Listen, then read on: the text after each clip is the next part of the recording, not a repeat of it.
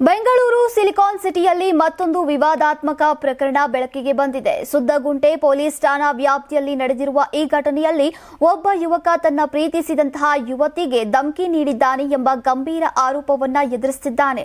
ಸಂತ್ರಸ್ತೆ ನೀಡಿರುವ ಹೇಳಿಕೆಯ ಪ್ರಕಾರ ತನ್ನನ್ನ ಪ್ರೀತಿಸ್ತಾ ಇದ್ದಂತಹ ಯುವಕ ಮದುವೆಗೆ ಒಪ್ಪಿಕೊಳ್ಳುವ ಮೊದಲು ಮತಾಂತರಗೊಳ್ಳುವಂತೆ ಬಲವಂತಪಡಿಸಿದ್ದಾನೆ ಅಂತ ಆರೋಪಿಸಲಾಗಿದೆ.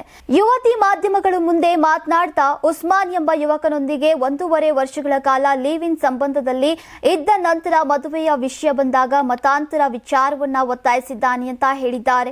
ಇದನ್ನ ನಾನು ನಿರಾಕರಿಸಿದ್ದಾಗಿ ಮತ್ತು ತನ್ನ ಮೇಲೆ ಹಲ್ಲೆ, ದೌರ್ಜನ್ಯ, ಕೊಲೆ ಬೆದರಿಕೆ ಹಾಗೂ ಖಾಸಗಿ ಫೋಟೋಗಳ ಆಧಾರದ ಮೇಲೆ ಬ್ಲಾಕ್ ಮೇಲ್ ಮಾಡಿದ್ದಾನೆ ಎಂಬ ಗಂಭೀರ ಆರೋಪಗಳನ್ನ ಯುವತಿ ಮಾಡಿದ್ದಾರೆ. ಅಲ್ಲದೆ 32 ಪೀಸ್ ಮಾಡಿ ಫ್ರಿಡ್ಜ್ ನಲ್ಲಿಟ್ಟು ನಂತರ ಇನ್ನೊಂದು ಮದುವೆ ಆಗ್ತೀನಿ ಅಂತ ಉಸ್ಮಾನ್ ಬೆದರಿಕೆ ಹಾಕಿದ್ದ ಅಂತ ಯುವತಿ ದೂರು ಕೊಟ್ಟಿದ್ದಾರೆ. ಯುವತಿ ವಿವರಿಸಿರುವಂತೆ ಆರಂಭದಲ್ಲಿ ಪ್ರೀತಿ ನಿರಾಕರಿಸಿದಾಗ ಆತ್ಮಹತ್ಯೆಯ ಹೆಸರಿನಲ್ಲಿ ಮನೋವೈಜ್ಞಾನಿಕ ಒತ್ತಡ ಹಾಕಿದ್ದು, ನಂತರ ಮತಾಂತರ ಬೇಡ, ಸಾಮಾನ್ಯವಾಗಿ ಮದುವೆಯಾಗ್ತೇನೆ ಅಂತ ಆತ ಪ್ರೀತಿಯ ನಂಬಿಕೆಯನ್ನ ಮೂಡಿಸಿದ್ದಾನೆ. ಈ ನಂಬಿಕೆಯಿಂದ ಇಬ್ಬರು ಲಿವ್ ಇನ್ ಸಂಬಂಧದಲ್ಲಿ ವಾಸವಿರೋಕೆ ಆರಂಭಿಸಿದ್ದಾಗಿ ಹೇಳಲಾಗಿದೆ.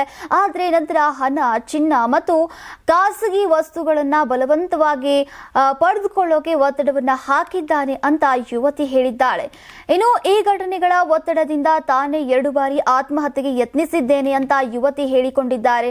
ಮತ್ತೊಂದೆಡೆ ಮಾರ್ಚ್ನಲ್ಲಿ ಪೊಲೀಸರಿಗೆ ದೂರು ನೀಡಿದ್ರು ಎಫ್ಐಆರ್ ದಾಖಲಿಸುವಲ್ಲಿ ಮತ್ತು ತನಿಖೆಯನ್ನ ಮುಂದುವರಿಸುವಲ್ಲಿ ವಿಳಂಬವಾಗಿದೆ ಅಂತ ದೂರಿದ್ದಾರೆ.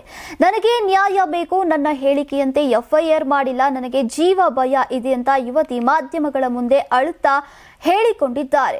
ಪ್ರಸ್ತುತ ಸುದ್ದಗುಂಟೆ ಪೊಲೀಸರು ಪ್ರಕರಣದ ಸಮಗ್ರ ಪರಿಶೀಲನೆಯನ್ನ ಮುಂದುವರೆಸಿದ್ದು, ಆರೋಪಿಗಳ ಬಗ್ಗೆ ಈಗ ಅಧಿಕೃತ ಪ್ರತಿಕ್ರಿಯೆಯನ್ನ ನೀಡುವಂತಹ ನಿರೀಕ್ಷೆ ಇದೆ. ಪ್ರಕರಣಕ್ಕೆ ಸಂಬಂಧಿಸಿದ ತನಿಖೆ ನಡೀತಾ ಇದೆ.